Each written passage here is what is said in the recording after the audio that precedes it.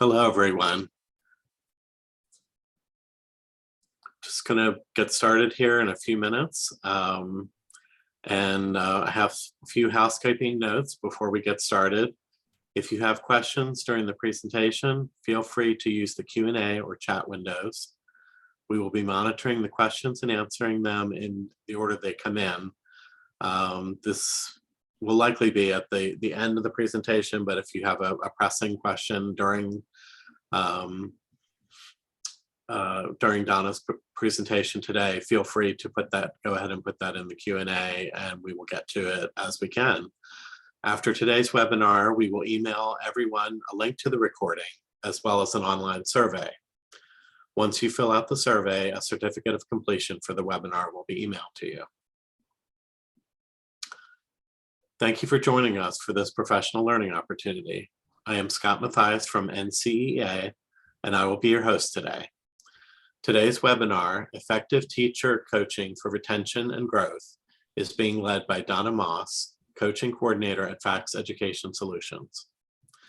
Donna spent 34 years as a public school teacher, private school principal, and national consultant and speaker for FACS management. For close to 2 decades as the principal of the Cathedral School in the Catholic Diocese of Raleigh, North Carolina, she led an ambitious school improvement effort culminating in the school being awarded a National Blue Ribbon by the U.S. Department of Education. Highlights of this effort included early adoption of technology initiatives, implementation of standards-based grading, and learner-centered strategies.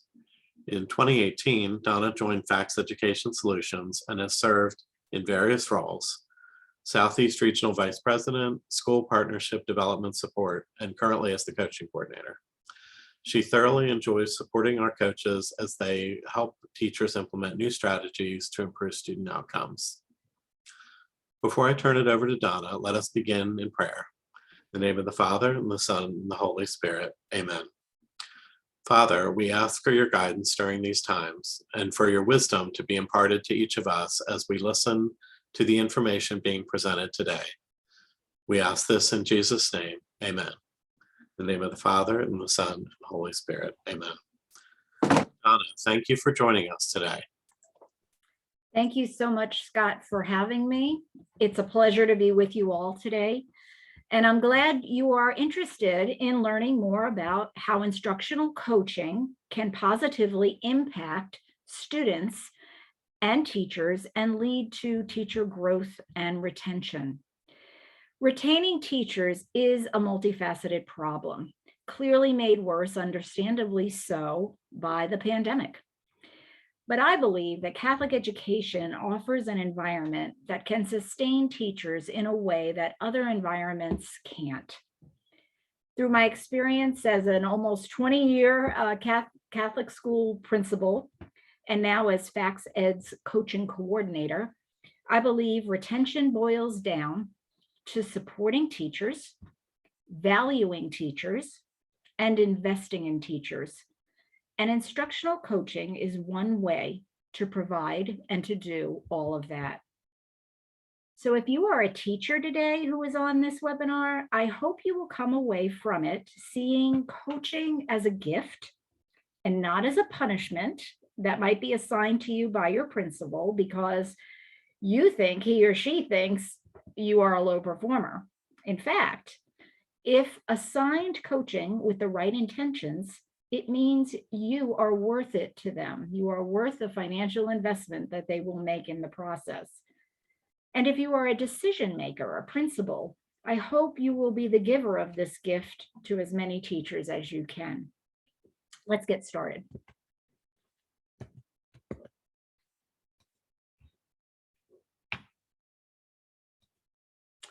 So we just had the Olympics, and let's think about coaching. You know, when you see an event and a skier coming down the hill, and one of the first things they probably do at the end is they rush into the arms of what we often probably think is their coach. And I'm sure you've watched all the bits and pieces of the Olympics. And again, the events are amazing, but I love the backstories of the athletes, how they got to where they are, and who supported them along the way. Coaches play a significant role in the journey of these athletes. In fact, out of curiosity, I looked up on the International Olympic Committee website. I wanted to see what they put out as the qualities of a great sports coach. And this is what they said. They said a good coach is positive, enthusiastic, supportive, trusting, focused, goal-oriented, knowledgeable, observant, respectful, patient, and a clear communicator. And they had, in addition to that, 10 key qualities of their coaches. And if you'll allow me a little bit of creative license as I read through these, I'm going to change a couple words here or there. Understands they have the sport, and I'll say the teaching profession, and leads by example. A sponge for knowledge, a profound thinker and a visionary. Someone who shares the knowledge by educating others. Highly energized and a motivator. Knows the athlete, I'll sub in student, and values and respects that relationship. Is an effective communicator and teacher, a good listener, is disciplined, strong in character and integrity, leads by example with very high attitude to hard work, and displays commitment and a clear passion. They say for the sport, I'll say for teaching. So if you'll let me ask a question now. When you think about coaching, think about any experience you maybe have had, not just in the athletic realm, but in, possibly music. You had a coach, a music teacher, or in other areas of your interest in your life experience and what that experience was like. I guess I have to ask the very important question. Why don't more teachers have coaches? And why shouldn't more teachers have coaches? The power of coaching, and we've got a great quote here by Atul Gawande. Coaching done well may be the most effective intervention designed for human performance. And I would argue that teaching is a performance, is it not? It's an art, it's a science. We often battle back and forth about, which it is more of, and I guess it is on different days, different things. But there are strategies that teachers can utilize, and they can improve both. Atul Gawande also said that better is possible. He lists a few things of what that could take, and then ends with, and above all, it takes a willingness to try. And so I'd like to just think for a minute, who does coaching work for? So when we think of this, no matter the expertise or enthusiasm of a coach, coaching is unlikely to impact instructional practice if the teachers themselves are not invested in the coaching process. And to take it back, when I was a little girl watching Dorothy Hamill skate in the Olympics, I even had her hair cut, a lot of people did. While I may have liked the idea of being an ice skater, I certainly didn't have the talent or willingness to put in the hard work that it would take to get there. And I share this story because being willing is a huge part of who coaching works for. And, not everyone can be an Olympic caliber athlete, and teachers certainly don't need to be. But when we start with the willing, those who want to improve their instructional practice, what teachers need is to be on a journey where, and I hate to say it, but if they're a poor teacher or someone lacking skills, we need to move them to average. And then we need to move average teachers to good, and we need to move good teachers to great. Every teacher deserves a personalized PD plan. When we start with the willing, word spreads, people get excited. There's a little bit of a buzz, and everybody wants to know, hey, what's happening down there? Sometimes those who are willing are the folks who are the people that others will follow eventually, but they want to let them go first. So again, start with the willing. Develop a school culture of continuous improvement and trust. I also love the expression from the movie Field of Dreams: if you build it, they will come. And we think that is true here in coaching. If you build that environment and that structure, other teachers will come along. So this is very interesting. It's a little study that was done about what teachers say about PD. And I find it interesting that we ask teachers often to we do ask them to personalize and differentiate for students, but we don't in most cases do the same thing for our teachers. So a 2009 report said that while 90% of the teachers that were surveyed that said they participated in professional development trainings, most of them said they were useless. And a report from the Center for Public Education stresses that the duration of PD must be significant and ongoing to allow time for teachers to learn a new strategy and grapple with the implementation problem. So don't get me wrong, there is definitely a place in what we do in our repertoire of offering PD for the one and done, or what we call the sit and get PD events. Mostly, and I would utilize those as a principle when we were introducing a new school-wide initiative, or if we were preparing for a new curriculum materials, a new launch, a curriculum launch. Those are really great times to have that, everyone gather, everyone together, everybody hearing the same thing at the same time, gain that momentum, that information, that excitement over whatever it is that's going to be launched. But when we take those experiences and pair them with a personalized approach that coaching provides, that is a real game changer. And a lot of times we don't do that for teachers. We give them that PD, we send them off to their classrooms, and we say, now implement the new curriculum. Imagine, though, as we talked in this, as a survey showed, that when you're grappling with implementation, if there's a problem, whatever, they also say that it takes 14 hours or so, where there's not going to be really an effect on student achievement until we've got that much practice when it comes to a strategy or a new implementation. So if we don't do a sustained amount of time, it will often fail to change teachers' practice. So when we think about what makes effective professional development, a 2017 study by, as you can see, listed at the bottom of the slide on effective teacher development, listed 7 features that what determines, to make effective PD. And what I really enjoy about this list is that coaching supports all of the features that are here. So if you are engaged in a coaching experience, process, and assignment, these things happen. So let's look at them. Definitely content focused. You're going to focus on a specific area of improvement where you'd like to see some gains in your performance as a teacher. It incorporates active learning because the teacher has to go back and practice the strategies and then with the students, and then come back and report to the coach what worked, what didn't, what do I love, what do I want to leave, how do I want to tweak this and change it up for the next time. It supports collaboration, obviously, because the teacher has a coach to collaborate, or sometimes in team teaching, it could be a grade level group that is working together on an improvement area. Uses models of effective practice. We would be crazy not to take the research of what we know works, effective strategies, and present them to teachers in a systematic way.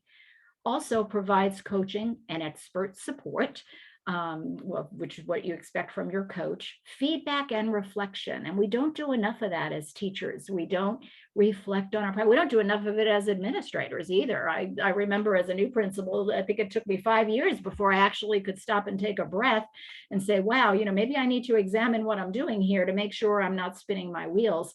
But so it definitely offers time for feedback and reflection. And it's of a sustained duration, and there's different ways that you can implement and go about that. So let's also think about when these studies that we're mentioning, this one in particular, the Kraft, Blazer, and Hogan study in 2018, the effective teacher coaching on instruction and achievement. It's a meta-analysis of the causal evidence of 60 studies of the effectiveness, as I said, on instruction and achievement. And they defined coaching as the programs broadly as all in-service PD programs where coaches or peers observe teachers' instruction and provide feedback to help them improve. Coaching is intended to be individualized, time intensive, sustained over the course of a semester or a year, context specific, and focused on discrete skills. So I appreciated the fact that they defined what it was that they were getting ready to study and try to link these different relationships, finding the evidence to relate them to. So what the research tells us about coaching right now, that they found a large positive effect that coaching had on teachers' instructional practice. And I'm going to elaborate on all these as we go on through the presentation. On average, teacher coaching also had a positive effect on student achievement. And we do not find any significant difference in effect size for coaching programs that were delivered in person or virtual. And that's really important because there is a cost when you have a coach either hired to be on your staff versus a coach that is coming in virtually, through like Zoom. And we'll talk about that in a little bit as well. The lack of evidence supporting dosage effects suggests the quality and focus of coaching is more important than the actual number of contact hours. And I think that kind of goes without saying, but I'm glad they said it because it really just says, quantity over quality over quantity for sure. And I think we know that in many aspects of our life. But the bottom line is about what the research tells us is does teacher coaching have a positive effect on the relationship between instruction and achievement? And does it matter? Does coaching matter? And we'll continue to answer those questions as we go on through. I'd like to explore what are some factors that lead teachers to leave. Please note the source at the bottom. Why do teachers leave? Survey study, and these are 6 of the most common reasons cited for leaving one's job. And I know it's we know this. I hesitate to even share these. It's March and it's the year 2 of a once in 100-year global pandemic, and oh my goodness, but it does validate what many of us have experienced or again read in an exit interview from staff that has left as the leading factors. And these factors really do interrelate and impact one another. So here's an example. So we know that we have challenging working conditions. I don't care if you could be in the best school in the world and, there's challenges with this career field. And there's also wonderful things, right? So we could go down that road too. But anyway, so, when you have a teacher and they're feeling super challenged, challenge leads to stress, leads to, possible illness, health-related burnout, all of that. And so they might leave and cite personal reasons, who knows what so that happens. But when I look at these bullets, and I look at bullet number 2 and number 3, inadequate preparation and lack of support for new teachers. And I wonder if we fixed 2 and 3, would 1 go away? Not completely, but a lot of it could. I think, so much they're challenged and it's so hard because they're not adequately prepared. And then of course we have, then at that point, then looking for other options, and other things that might seem more attractive, until they get there, but that's a whole nother story.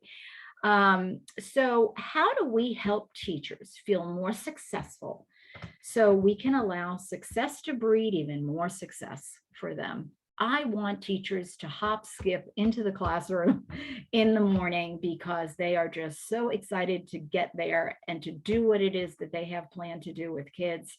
And that's there's a lot that has to be done behind the scenes to make that happen. So I want to give you a little example, and I know it's really easy, for me to talk about ways that we could things we could do, but I do want to share I will share some personal experiences that I had of things that really worked. But how does coaching mitigate these factors? And so when we think about coaching and we think about the fact that it is a personalized approach and it is job embedded, and those two things all by themselves are huge in the way we look at active learning, the way we look at the way adults learn best. And it's aligned, especially when it's aligned to an area of focus that the teacher might have and a measurable goal. So again, all things that coaching will provide a teacher. It also shows strong administrative support and investment, both, just because you care about the person and you care about the kids and you care about the classroom, but also a financial investment in the fact that the role of a coach was designed and then delivered. You're creating that professional atmosphere of collaboration that we talked about. So teachers do feel support. They don't feel that they're off by themselves in their classroom, reinventing the wheel every day. They have someone who can collaborate with and can instruct them. I love this. And I think, it's again, some of those soft skills we don't always think about, but how important they are. Building emotional resilience. This is hard work. Teaching is hard. And to have someone, I know when I coach teachers, I'll tell them, I joke, but I kind of mean it. Like, it's a professional spa visit. It is an hour a week where you are being taken care of. Someone is taking care of you. And who doesn't want that? But the idea of institutional stability, when you think about what retaining staff can do for your program, moving your school forward, where you don't have to stop every year because you've got 5 or 6 or 7 new teachers that you have to onboard and get up to speed and get into your culture. You have added an institutional stability that you will just reap the benefits of moving forward. And I'm going to share a little personal. And so let me ask you this. Are you fostering a culture of collaboration or a culture of evaluation? And there is, definitely, if the only support or the only visits a teacher ever gets is when they're being evaluated, or so the principal can check off that box of how many times they visited a classroom in the course of a year. I would suggest that the idea of how can we be more collaborative and more supportive of each other. And I know some schools have gone into PLCs and that type of thing. And if they're done well, they can provide some of this. I am going to actually scooch back one slide back to this, and I do want to tell my story just a little bit. So as I was a Catholic school principal from 1999 until 2018, same building, lovely, wonderful school, the Cathedral School in Raleigh. And we had a high rate of retention of our teachers. In fact, I didn't really realize that it was anything out of the ordinary until you talk with some other principals, and then you find out that they're replacing a lot of people, and then you go, I wonder why people are staying. I think one of the things that I did that it was funny too, because when you think about, you'll see in another slide, like kind of the history of coaching. Coaching's really kind of been something that's been taking off like in the 2000s. And so I knew that I couldn't be all things to all people.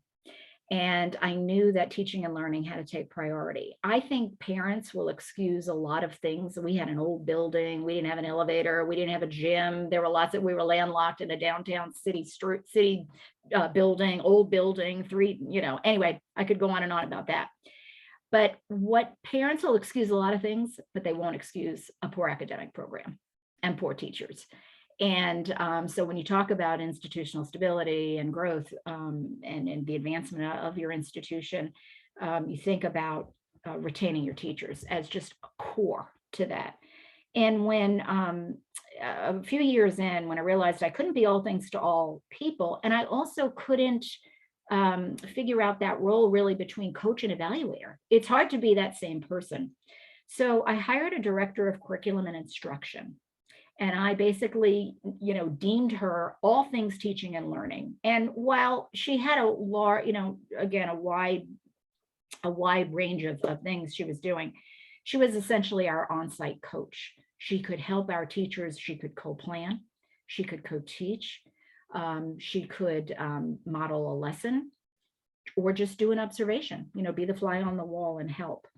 And I do think that that was very, very important in our history of retaining. It was my experience. It was my lived experience.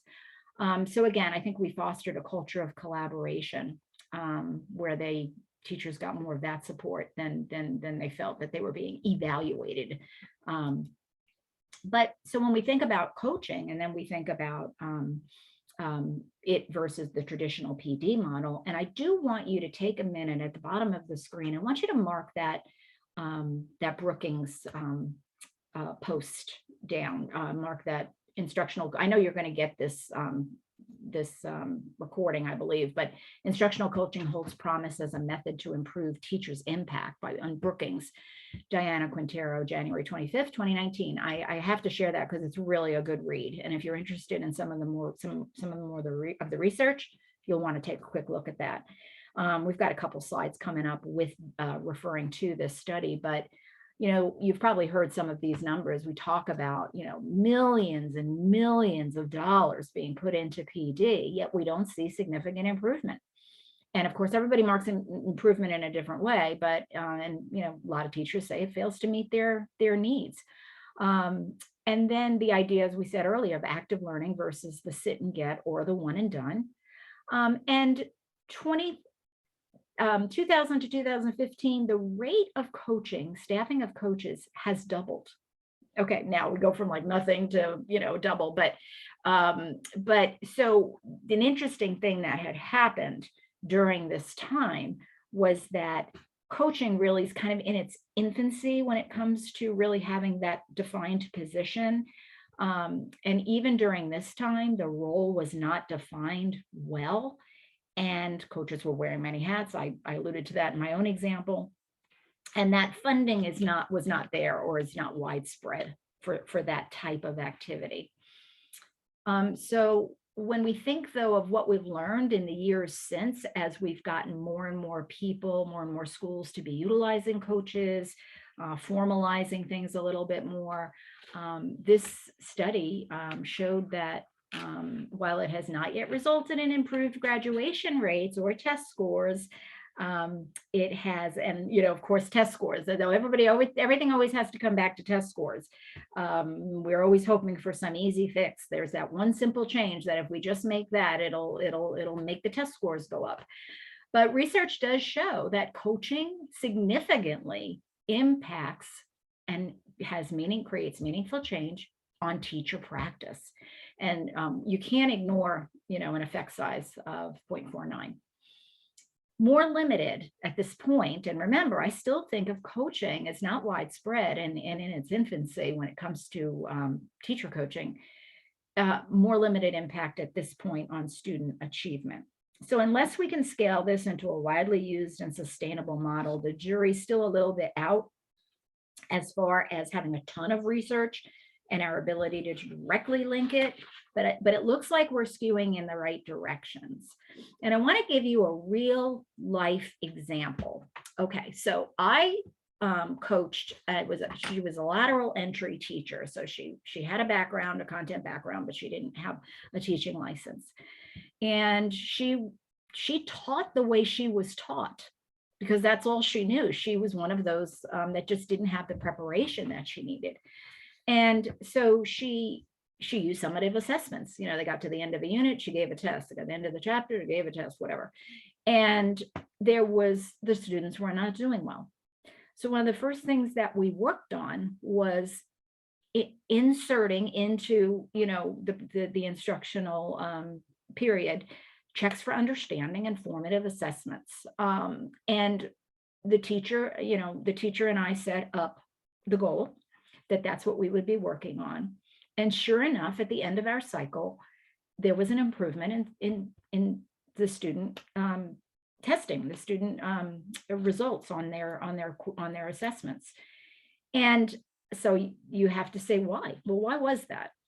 Well, because when a teacher introduces checks for understanding and formative assessment, and then learns strategies to better differentiate instruction, student achievement improves. It can't help it. It has to. So in the meantime, as we look at, go down to number 3, a lot of times I had mentioned earlier about using coaching, when we're doing kind of implementation of curriculum. So coaching helps teachers connect the faraway standards-based policies and such with their day-to-day strategies. And so that definitely walking with a teacher as they're implementing new initiatives, new curriculum.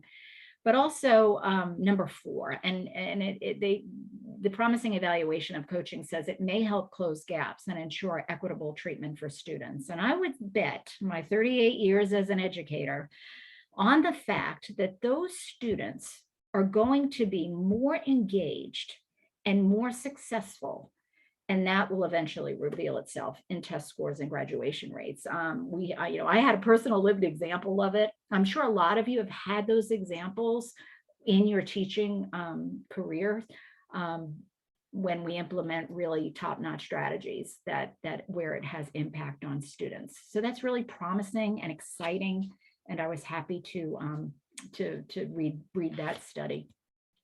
But when we think about instructional coaching moving forward into the 2020s, so to be able to scale it, it has to be more cost effective.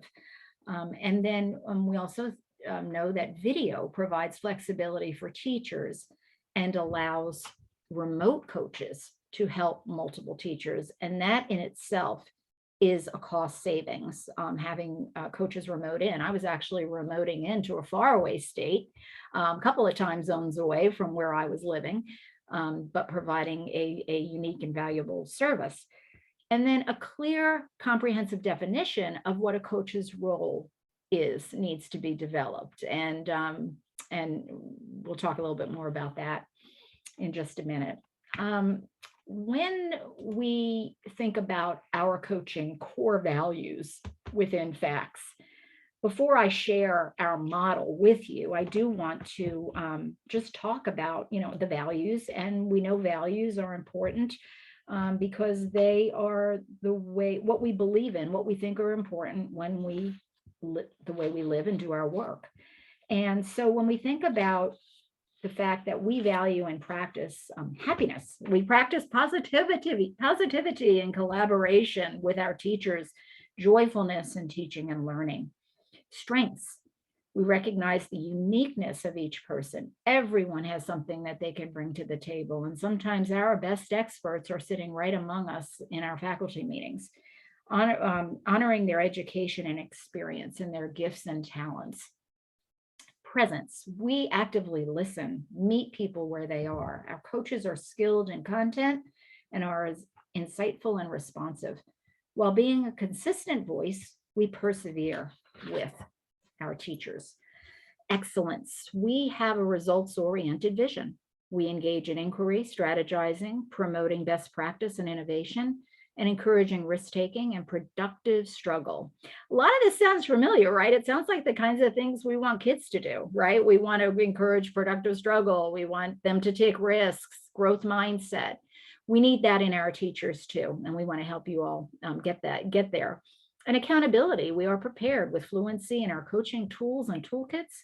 We collaborate with you to set teacher goals and student outcomes. And so with honoring these core values, we develop self-efficacy in our teachers, and such that each teacher believes in his or her own ability to succeed in the classroom. And I'm going to say that again. Each teacher believes in his or her own ability to succeed in the classroom. And I ask you this, do you believe that can impact teacher retention? Our coaching model, we know there are several models out there on the market, And I'm not going to make this a commercial, but I'm going to make a alignment with what the research has shown and our model. Developed by Dr. Susan Abeline, our Director of Coaching and Academic Services. She started in 2020, and she took the history of coaching and all the available research, and she designed our coaching program. We're headed into year 3, and we continue to use that teaching practice of monitoring and adjusting, and so that we can enhance our program. And we also want you to know that our program provides coaching to both leaders, and that could be superintendents, assistant superintendents, principals, assistant principals, department heads, as well as teachers. And so we have 3 components: a cycle, a video, and a toolkit. So let me just tell you real quick about those things. What happens in a 6-week cycle? So we do limit and make the focus on the 6 weeks over, because you know coaching could go on and on and on and on, but we need you to set a goal. We need teachers to work towards the goal, and we need to see if the goal has been reached. And then we also have to align our goals with our student outcomes. So we definitely want both to be part of the equation. So our teachers, because most of our coaching is remote, our teachers do record and upload and share a video, which the coach and the teacher watch. And then they hold a weekly debriefing session where they debrief the video, learn what worked, what didn't, what would be a good next step. Our cycles are short, they're focused, it's scaffold, and there is definitely impact on student achievement, because by improving teacher performance, we believe it's inevitable that we will close the gap on student achievement. Our video piece is awesome. It is called Mosaic. It's called Performance Discovery. And I love that, because we were just talking earlier about the fact that teaching is performance. There is a performance here. So what's interesting, I keep going back to the sports reference, but this was actually developed, if you've ever had, like, you were an athlete or your child was an athlete, and you've heard of the software Huddle. This is called Huddle for Teachers, because basically what we do is we take your lesson, or we take your game tape and we set some buttons, some parameters, things we're looking for, and then we mark the tape. And then it is part of our weekly debrief with our teacher. And the great thing about using this platform is that the time is kind of right for it. You know, we've lived in a Zoom pandemic culture. People are a lot more comfortable with this now. So it was definitely, the timing again was right. And, you know, video doesn't lie. And when we're evaluators and we're in the classroom, or we're coaches and we're trying to take stuff down on a pad, or even on our laptops, we're typing, we're writing, we're not looking. But when a teacher submits a lesson and we can all watch it, and we can watch it together in real time, and we can stop a tape and say to the teacher, what should you have done next? What would have been better? You know, and people can rewind and, you know, literally rewind if they need to, but look at themselves teach. And once they get over that little bubble of feeling a little uncomfortable with it, it is a hugely effective tool.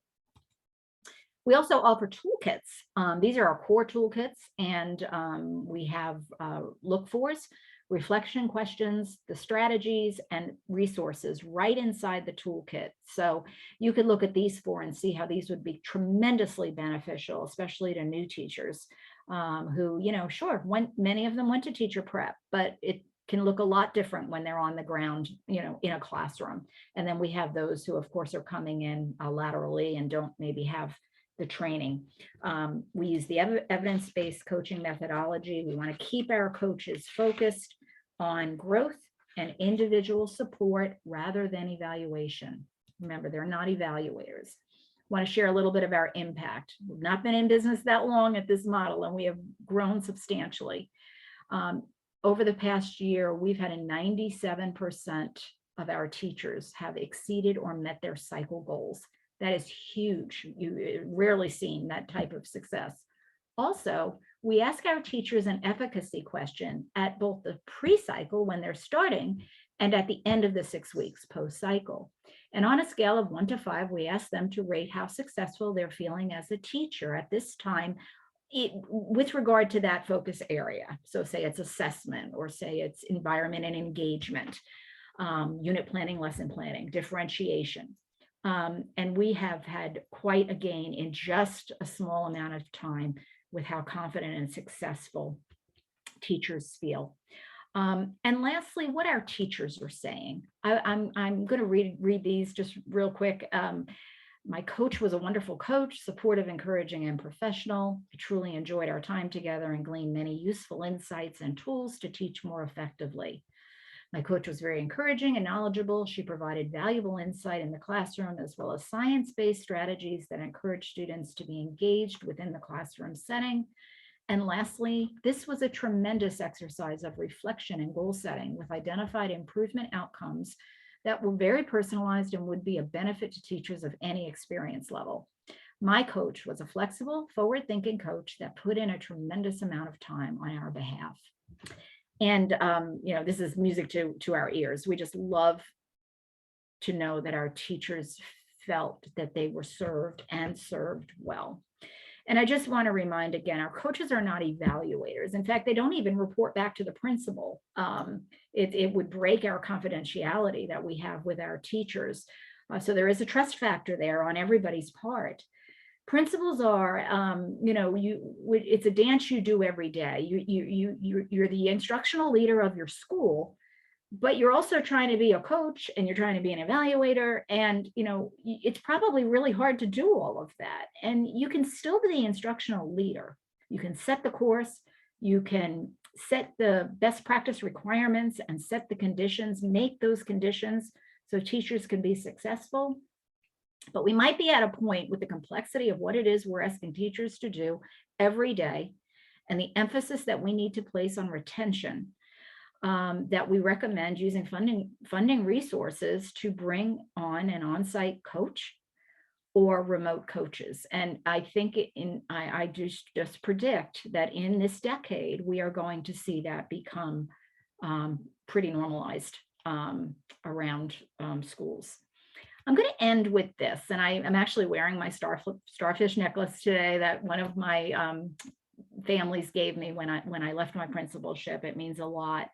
But sometimes I say to Dr. Susan, I say that I feel like we're trying to fill the ocean one thimble at a time, because I can even get a little overwhelmed with how many teachers there are out there that I think could benefit from what coaching provides. And the need is so great. There's just so many teachers.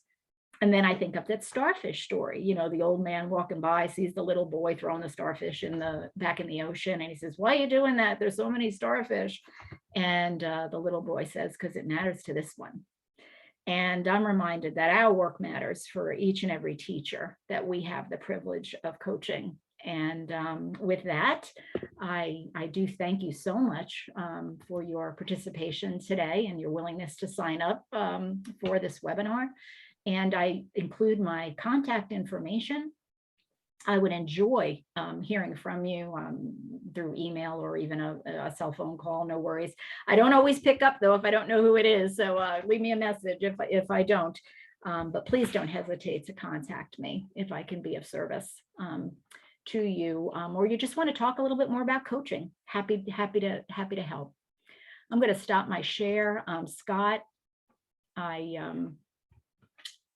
not sure if we've got any questions that I'm happy to take some questions now. Yes, if you have any questions right now, can feel free to drop them in the Q&A box at the bottom of the Zoom screen. And as I was saying before, this program is being recorded, so everyone who has signed up for this will get a copy of the recording. And if you need a certificate of attendance, we also ask you to fill out a survey that I will be sending out a link to after this session today. And once you fill out the survey, you will get your certificate of attendance. But yes, if anyone has any questions about coaching or anything that Donna covered in her presentation, feel free to drop a question in there.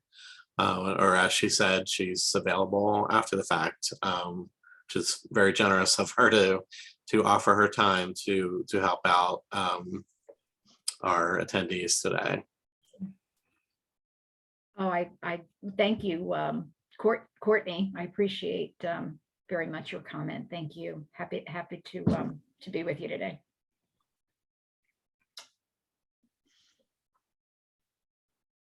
Okay. Okay. All right. Well, want to thank you again, Donna, for being here, and everyone who's on the call. And just be on the lookout for that email from me that will include a link to the recording and a link to the survey. Thank you, and we look forward to seeing you at our future webinars. Have a blessed day. Bye-bye. Bye-bye.